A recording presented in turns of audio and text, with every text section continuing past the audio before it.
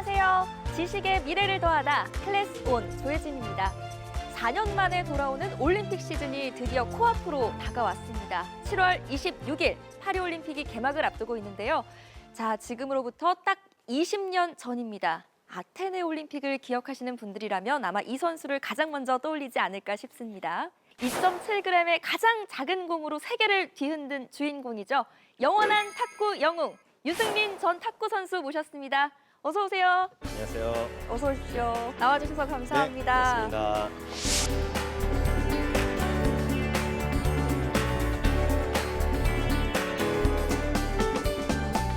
아니, 저는 탁구 영웅을 이렇게 눈앞에서 실제로 뵙게 될 줄이야. 영광입니다. 아유, 감사합니다. 보니까 2000년 시드니 올림픽부터 2012년 런던 올림픽까지 4회 연속 출전하셨더라고요. 뭐 모든 어떤 경기들이 다 소중하고 기억에 남으시겠지만 이 아테네 올림픽 때 얘기를 하지 않을 수가 없습니다. 맞습니다. 88 올림픽 이후에 16년 만에 우승을 가져다 준 경기이기도 하고요. 또 그때 당시에 중국의 그 떠오르는 별 왕하오 선수를 꺾으셨잖아요. 이길 거라고 생각하셨어요? 질 거라고 생각하셨어요? 속으로는 자신이 있었고요. 네. 다만 주변에서는 결승 간 것도 잘했다.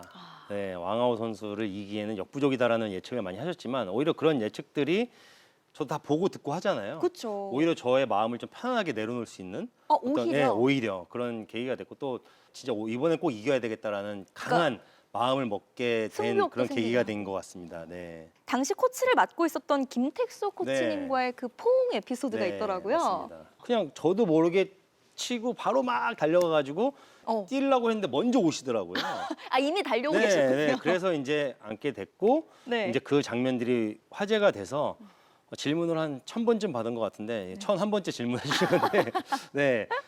그때 당시에는 그 누구도 할 것 없이 같은 마음이었기 때문에 우리가 그냥 안 왔던 것 같습니다. 네. 그러니까 그때 그 장면을 보던 그 국민들은 정말 말로 다 할 수 없는 어떤 희열과 감동을 느끼셨을 것 같아요. 아니, 그리고 좀 놀라운 게 우리 위원님께서 14살 때 남자 최연소 국가대표로 발탁이 되셨더라고요. 그러니까 이미 신동이셨던 거예요, 탁구계에서는. 네, 신동 소리를 많이 들었습니다. 네, 많이 들었는데 그것들이 저를 굉장히 짓누르고 있는 부담감으로 작용을 했어요. 그래서 유승민은 잘할 거야, 1등 할 거야라는 편견들이 항상 있어서 1등 못하면 저는 본전을 찾지 못하는 어떤 그런 굉장히 어려운 쪽에서 했는데 다행히도 잘 그런 커리어를 이어온 것 같습니다. 네.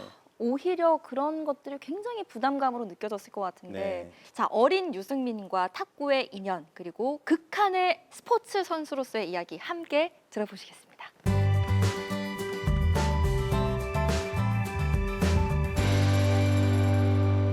네, 여러분, 탁구가 어떤 올림픽에서 정식 종목이 되는지 아십니까? 바로 1988년 서울올림픽이었습니다. 그때 여러분 모두가 기억하고 계시는 유남규 선수, 또 현정화, 양영자 선수의 금메달을 인해서 탁구가 국민 스포츠로서 자리매김한 올림픽이었습니다. 그때 제 나이는 바로 7살이었고요. 그때 아버지와 함께 올림픽의 탁구 경기를 TV로 시청하면서 큰 영감을 받은 걸로 아직도 기억을 합니다. 그때 마침 저희 외삼촌께서 탁구장을 운영하고 계셨고 그 탁구장에 가서 탁구를 시작하게 된 계기가 바로 탁구와의 첫 인연이었습니다. 주위에서는 아직 어린데 탁구에 꽤 소질을 보인다. 또 저 역시도 꼭 탁구 국가대표 선수가 되고 싶다. 정식으로 탁구를 시켜주셨으면 좋겠다라고 졸라서 초등학교 2학년 때 바로 탁구를 정식으로 시작하게 됐습니다. 초등학교 시절은 굉장히 탄탄대로였다고 말씀드려야 되나요? 왜냐하면 4학년 때 처음 출전한 전국대회에서 동료들을 굉장히 큰 점수차로 이기고 전국대회 우승을 차지했고요. 또 5학년 때는 5번의 전국대회에서 5관왕을 했는데 단 한 세트도 뺏기지 않은 그런 결과를 만들어냈습니다. 그때 저에게 붙은 별명이 딱 하나가 있었는데요. 바로 탁구 신동이었습니다.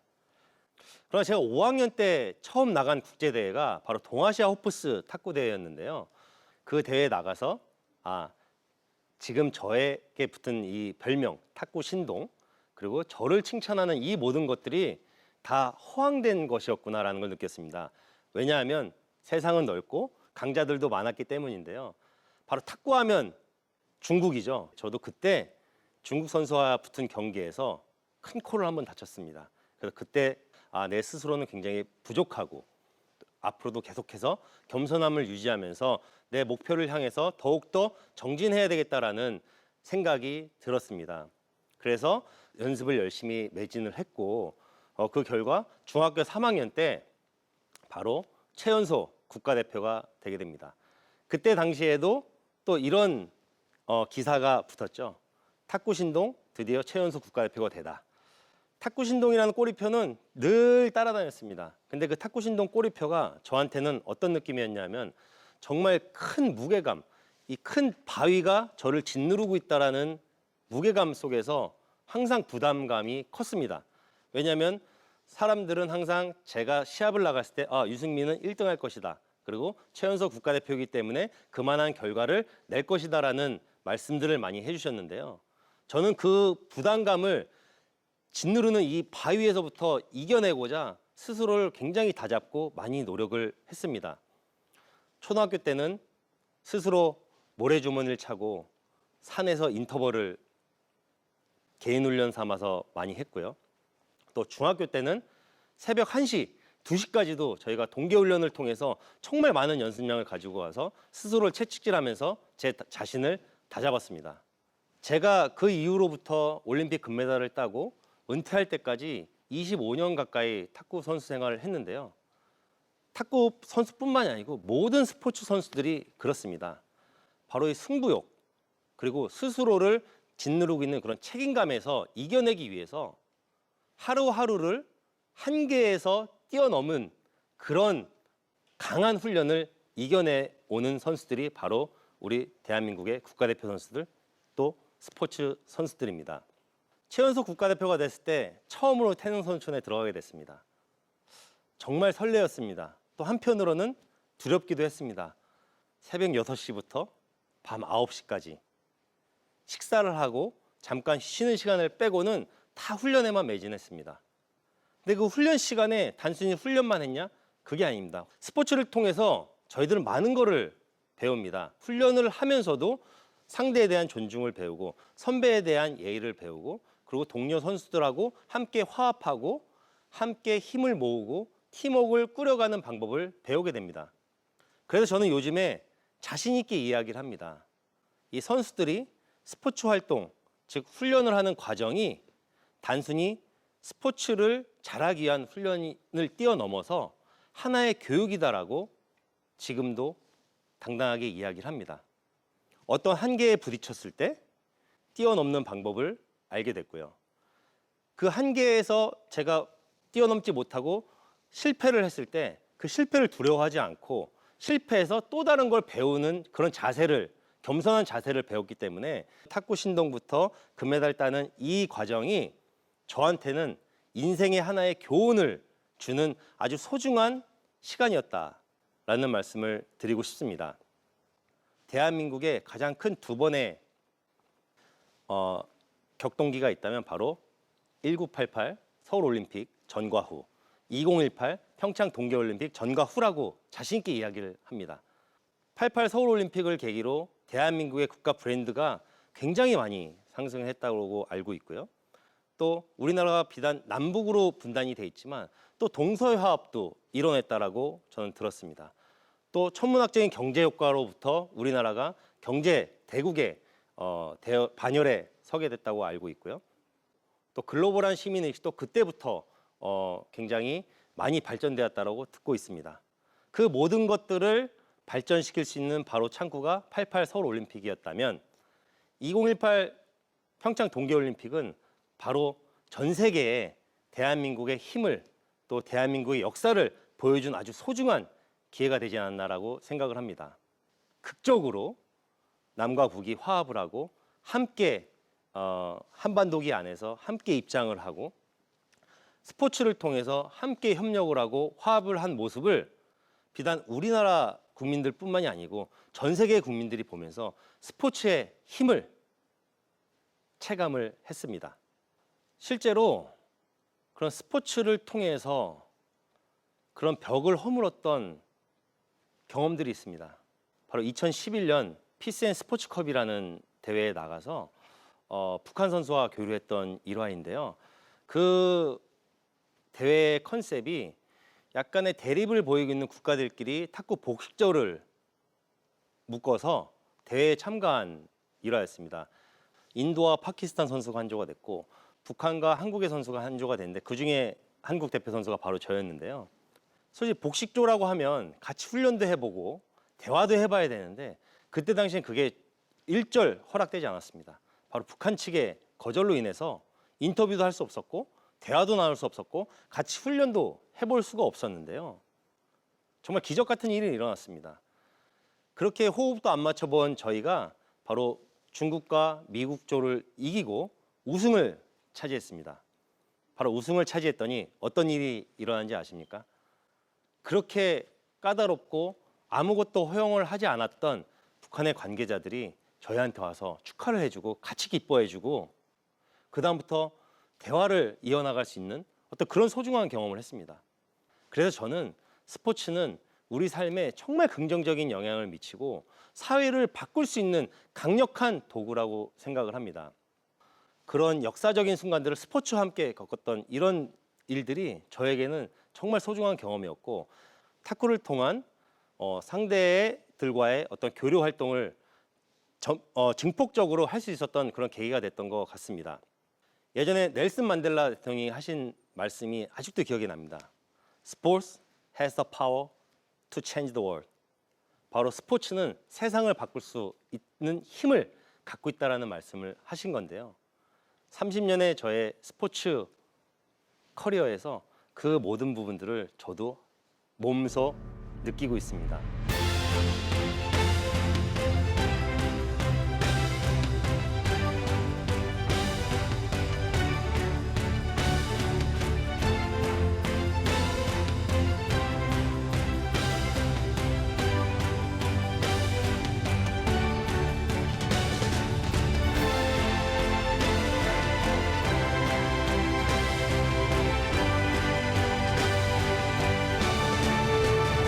제가 계산을 해보니까 우리 위원님께서 무려 18년 동안 선수촌 생활을 하셨더라고요. 네. 좀 어떤 선배셨어요? 좀 무서운 선배셨어요? 아니면 좀 이렇게 자상한? 제가 네, 막내에 입촌했거든요. 네. 근데 마지막 런던 올림픽을 앞두고 제가 선수촌에 입촌을 했을 때 네. 제가 또 막내였어요. 막내로 입촌을 했다가 막내로 퇴촌을 해서 선배로서의 어떤 약간 권위를 아, 네. 누릴 수 있는 어떤 그런 시간이 없었어요. 와, 이건 만년 막내 생활을 하셨다는 건데 그런 생활들이 좀 억울하지 않으셨어요? 뭐 억울하긴 했는데 네. 뭐 그걸 잘 받아들이고 한 거고 지금도 그 선배님들과 끈끈하게 교류를 이어나가고 있습니다. 네. 현역에서 은퇴를 해서 코치로 활동을 하시다가 2016년에 IOC 위원으로 선출이 되셨어요. IOC 위원이 어떤 일을 하는 건가요? 그냥 올림픽을 주최 주관하는 게 이제 IOC 인터내셔널 올림픽 커미티라고 하는 데인데요. 이제 올림픽에 관련된 또 스포츠에 관련된 다양한 어떤 회의를 통해서 결정도 하고요. 특히 제가 있는 선수위원회 분과는 전 세계에 있는 선수들, 올림픽 선수들을 또 대변해서 하는 역할을 하고 있고요. IOC의 이제 산하에 보면은 206개 국가올림픽위원회 네. 그리고 35개 경기단체가 있습니다. 국제연맹들이 있어서 그들과 정말 밀접하게 교류를 하면서 올림픽에 대한 어떤 그런 뭐 다양한 일들 또는 스포츠에 대한 다양한 일들을 하고 있습니다. 굉장한 공정한 시각을 가진 분들이 맞습니다. 그 네. 중책을 맡게 되셨을 것 같아요. 자, 스포츠만큼 단시간에 전 국민을 또 세계를 흥분시키고 단결시키는 매개체가 또 있을까요? 파리올림픽을 앞두고 있는 이 시점, 유승민 위원의 메시지는 무엇일까요? 다시 한번 청해 들어보도록 하겠습니다.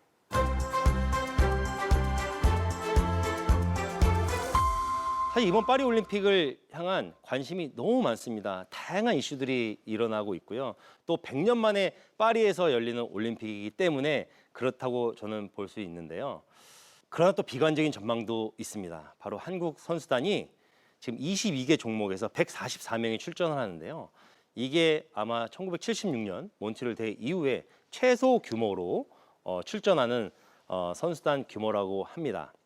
대한체육회에서는 금메달 5개, 종합순위 15위를 전망을 하고 있습니다. 또는 다양한 언론이나 계층에서는 파리올림픽에서 과연 그런 성적이 날까? 과연 몇 위 할까? 라는 걱정 어린 시선으로 바라보는 경우도 있다라고 생각을 합니다. 사실은 이런 전망들이 어제 오늘이 아니라고 생각을 합니다. 저도 탁구를 오랫동안 했지만 탁구뿐만이 아니고 뭐 배구나 농구 같은 어떤 단체 종목에서는 정말 선수 수가 부족해서 팀을 구성을 못하는 경우들도 종종 있다라고 하고요. 정말 이 운동에 관심 있는 아이들이 직접 하겠다고 하지 않는 이상에는 이 선수를 수급할 수 있는 어떤 그런 인프라가 많이 줄어든 게 사실입니다. 저희 대한탁구협회만 해도 사실 탁구 인구가 초등학교부터 실업팀 프로 선수까지 불과 10년 전까지만 해도 2,500여 명이었는데요. 올해 등록된 선수 수를 보면 바로 1,350명 밖에 되질 않습니다. 이 인프라에서 정말 5천만 명이 넘는 선수를 갖고 있는 중국을 위협하고 이긴다라는 게 정말 하늘의 별 따기라고 생각을 하는데요. 비단 탁구뿐만이 아니고 다른 종목도 같은 어려움을 겪고 있습니다. 그렇기 때문에 이럴 때일수록 국민 여러분들의 응원이 더 필요하지 않을까라는 생각이 듭니다. 제가 아까 설명드렸듯이 모든 선수들이 국가대표라는 꿈을 꾸고 올림픽에서 최고가 되기 위해서 선수의 도전을 합니다. 하루하루 정말 많은 훈련량을 소화를 하고요. 또 하루하루 한계에 봉착하면서도 그 한계를 이겨내가면서 그 꿈을 위해서 노력을 합니다. 가슴에 달려있는 이 태극마크, 또 국가를 대표한다는 이 사명감이 그들의 한계를 넘어설게 할 수 있는 그런 강한 원동력이라고 생각을 합니다. 그렇기 때문에 그 목표를 위해서 우리 모두가 함께 대한민국을 외쳐주고 우리 선수들을 응원해줘야 될 때가 아닌가 싶습니다. 탁구에서는 이런 얘기들이 있는데요. 마지막 한 포인트를 딸 것을 어떻게 따야 되는지 고민을 해라 라는 말이 있습니다. 정말 모든 혼신의 힘을 다 쏟아 부어서 마지막까지 가는 거거든요. 그 마지막 한 포인트는 저는 이렇게 생각합니다. 모두의 힘이라고 생각을 합니다. 우리 모두가 그런 응원을 보내고 한 마음으로 그 선수가 메달을 따기를 기원한다면 그 탁구에서는 한 포인트가 전달이 돼서 그 선수가 아주 시원한 그런 퍼포먼스로 보답할지 않을까, 저는 이렇게 생각을 하고 있습니다. 사실 지금 체육계 전반에는 정말 다양한 이슈들이 있습니다. 외부에서는 자꾸 우리 선수들이 꼭 운동만 해서 너희들은 은퇴 이후에 어려움을 겪을 것이야 라는 편견들이 아직도 있는 것 같습니다. 저도 지금 여러분들 앞에서 이렇게 강연을 하고 있지만 많이 부족합니다. 그러나 제가 이렇게 강연을 할 수 있는 이런 계기도 바로 제가 8살 때부터 지금까지 스포츠계에서 몸소 겪었던 다양한 경험들, 그리고 스포츠 활동을 통해서 배웠던 상대에 대한 존중, 그리고 패배를 받아들이는 자세, 이런 부분들이 바로 사회인으로서 갖춰야 될 덕목이라고 생각을 하는데, 그런 덕목들을 우리 선수들은 다 갖추고 있습니다. 선수들이 누군가의 롤모델이 되고 그 선수의 퍼포먼스로 인해서 우리가 하나가 되는 그런 힘을 가지고 있는 선수들이기 때문에 우리가 그런 긍정적인 응원의 힘으로 선수들에게 다가간다면 그 선수들도 좋은 퍼포먼스로 여러분들에게 보답을 하고 은퇴 이후에는 다양한 분야에서 사회의 일원으로서 공헌을 하고 기여할 수 있는 그런 역할을 할 수 있도록 국민 여러분들이 많이 응원을 보내주셨으면 좋겠습니다. 이제는 올림픽의 시간입니다. 올림픽은 스포츠 축제를 뛰어넘는 전 세계의 가장 큰 메가 이벤트 중에 하나입니다. 선수들은 하나의 룰 속에서 공정한 경쟁을 하게 되고요. 관중들은 그 선수들의 최선을 다하는 퍼포먼스를 보면서 같이 환희하고 열광하고 또는 눈물을 흘리고 감동을 느끼는 바로 그런 축제장이라고 생각을 합니다. 파리에서 투혼을 발휘해 줄 우리 선수들에게 우리 국민 여러분들도 함께 응원을 보내주시고요. 올림픽과 함께 모두가 즐겁고 행복하고 감동을 받는 그런 올림픽의 시간이 여러분들도 되길 바라겠습니다.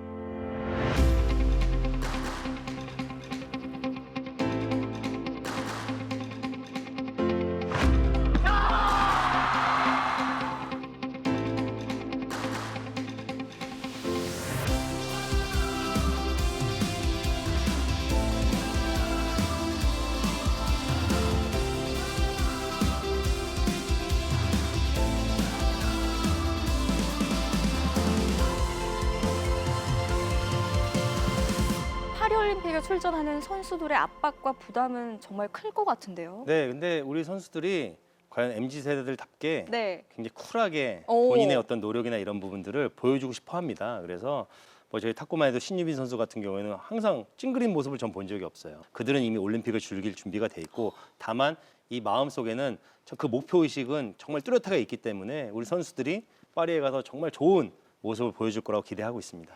신유빈 선수 얘기하셔서 정말 많은 응원과 사랑을 받았잖아요. 네. 이번에 또 두 번째 올림픽 출전인데 개인적인 각오를 전에 들어본 적 있으신가요? 네, 항상 밝지만 각오를 전할 때만큼은 굉장히 결연하더라고요. 그래서 이번 올림픽에서만큼은 본인이 도쿄올림픽에서 했던 것들을 자양분 삼아서 꼭 좋은 성적으로 응원에 보답하겠다라는 의지를 밝힌 걸 저도 들었습니다. 네.